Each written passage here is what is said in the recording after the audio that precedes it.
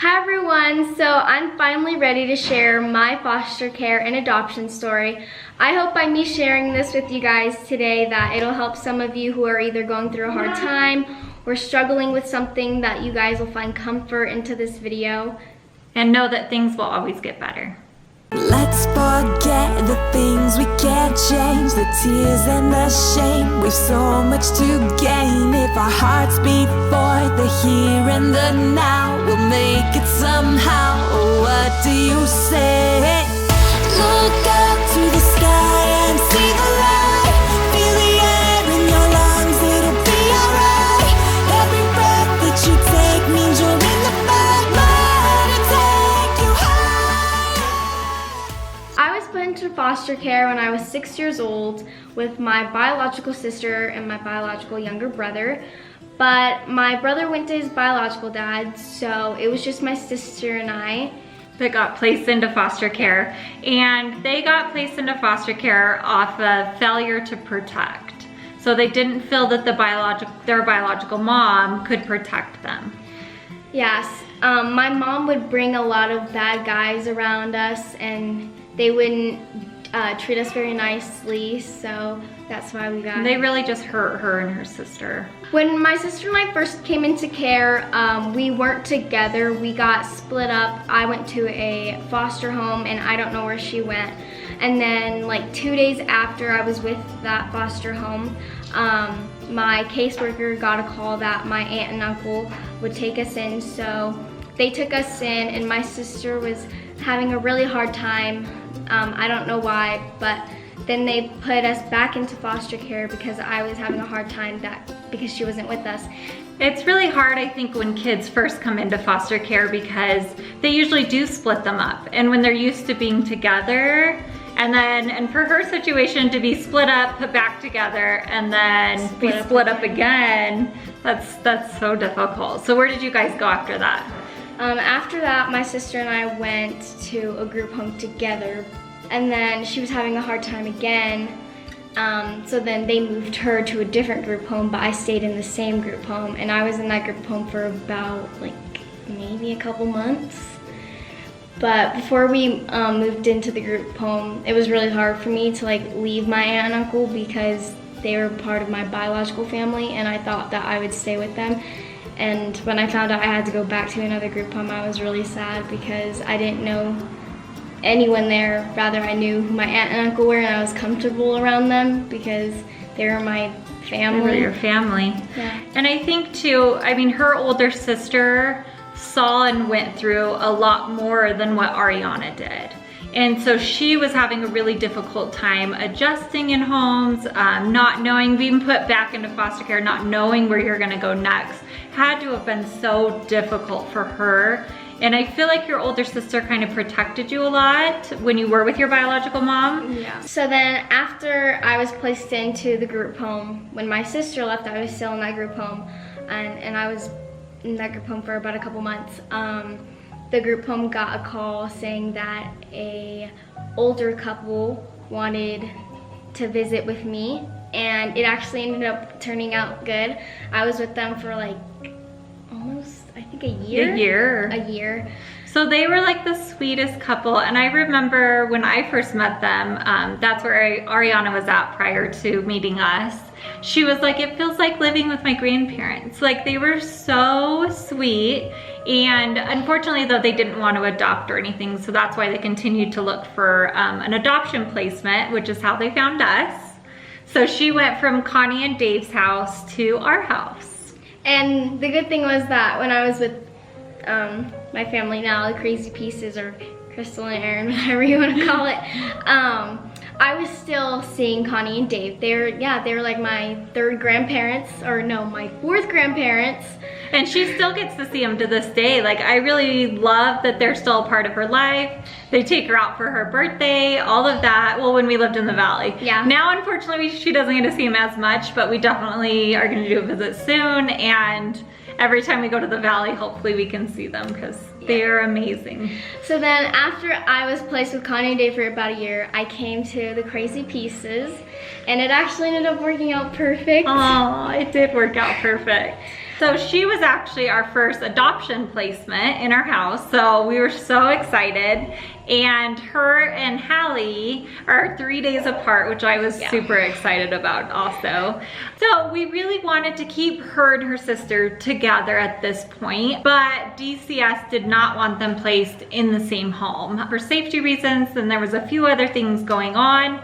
So Shelly and Jared, the crazy middles, my sister, decided to take her sister in, and that way they could grow up together but not necessarily live together, if that makes sense. It would have been funny because like we would have been like sisters but cousins, but government cousin, like that would have been weird. That would have been weird. That's kind of different.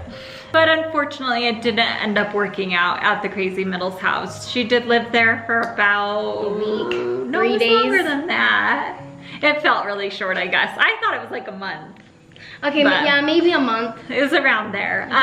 She was having a hard time. She was just struggling. She was having a very, very hard time. So the Crazy Middles were amazing and actually found her a therapeutic foster home. That's really what she needed all along. And as soon as she got into that therapeutic home, she started doing really good there. So I was very, very thankful for that.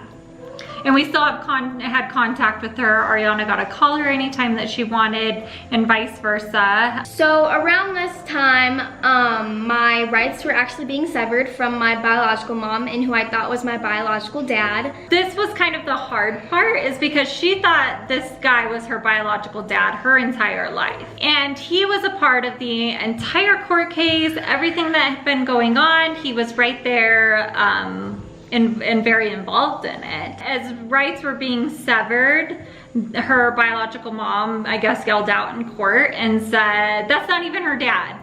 And so the whole court and DCS were like, what? You know, it's been a 3-year case. You know, she was 9 at this point. So they contacted me and said she needed to do a paternity test.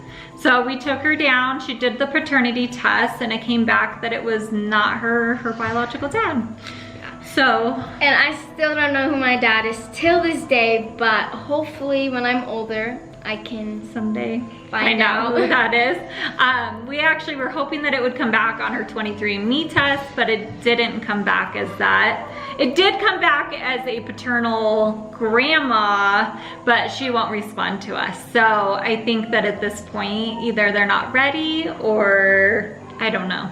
So starting when I first went into foster care, I was really confused. Like I didn't know what was going on because I was pulled out of school early and I couldn't go in like my house and get clothes. They actually had to have my mom bring me clothes, so I was really confused. I was more confused probably than I was sad at that time because I didn't really understand what was going on. But after a few months passed prior to me being into foster care and I kind of knew what was going on, I started to get this feeling like, oh my gosh, like I'm never gonna see my mom again, like what's gonna happen to me, like, and I was with people I didn't know, so, and they would tell me that things were gonna be okay, but I didn't think they were gonna be okay, so I would cry to sleep almost every night, and then that was a really hard time for me. But as I got older and I had people tell me like what happened, I kind of was like, okay, like maybe it was for the best that I got put into foster care because my mom would put us in bad situations. But now I'm like over it. Like I'm sad sometimes, but not to the point where like I would cry. Like I still miss my biological mom, but I know that what I went through was for a reason, and I knew that if I didn't get put into foster care, I probably wouldn't be in a good place right now. So I feel like you've really healed from the past. Yeah. Like you're so different than you were, you know, 3 or 4 years ago. And like when 3 or 4 years ago, when people would like, whenever my friends or people at school would find out like I was in foster care, they'd make like these really mean jokes about it, and Kids can be mean. And I would like cry. I'd be like, no, like that's not what happened. But sometimes they would actually be right, and I didn't know. But now it's like I don't really care because I'm in a good place now with a good family, and I know that people's opinions don't really matter about that situation. So That's true. I know a lot of you guys are wondering from my 23andMe test when I did contact my mom if I want to meet her. Yes, I would love to meet her, just not right now because I don't think I'm ready to meet her yet. Maybe when I'm older, but I just feel like I need a little more time because when I was reconnecting with her over the phone call, it brought back some memories and it made me really mad at her. But I would love to meet her, but I'm just not ready yet. So maybe when I'm more She feels like she's older. She feels like she still has a lot of emotions to work through and a lot of things to where when she meets her in person that it can be a very healthy and a good relationship. And so that's just kind of where she's at currently, and she's working through that, and hopefully someday in the future, she'll want to reconnect with her. Ariana asked for me to sit in and kind of just be an emotional support with her and kind of help her with the story and kind of just go through everything with her. But we're really hoping by sharing the story with all of you that if any of you are going through a hard time or really anything in your lives that you're really struggling with, that this will really help you out. And know that it'll always turn around and that things will get better. And so we love you guys so much and thank you for being a part of our Keep It Crazy family. And we will talk to you guys soon. Bye. Bye.